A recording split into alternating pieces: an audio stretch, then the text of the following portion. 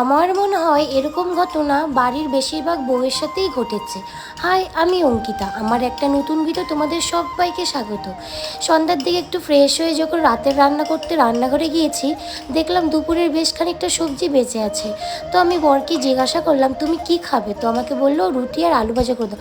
জানো তো, এই রুটি আলু ভাজাতে না ছোটোবেলা থেকে অনেক খেয়েছি, কিন্তু তাও এটা মন থেকে কিন্তু উঠে যায় না, এটা বেশ ভালো লাগে খেতে।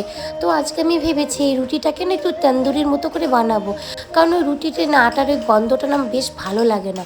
আমি উত্তরবঙ্গের মেয়ে, তো সেখানে একটা অন্য রকমের আটা পাওয়া যায়, সেটা খেতে বেশ ভালো লাগে। ওই যে বললাম ঘটনা, দেখবে তোমার বর যখন তোমার জন্য কিছু করবে, তোমাকে কিছু দামি দামি জিনিস কিনে দেবে, বা তোমাকে বাইরে কোথাও ঘুরতে নিয়ে যাবে, বা তোমার জন্য ভালোবেসে কিছু রান্না করবে, তখন দেখবে কিছু কুচুটে মহিলা আছে, তখন তোমাকে বলবে এই তো বরকে হাতে করে নিয়েছে, বরকে আঁচলে বেঁধে নিয়েছে।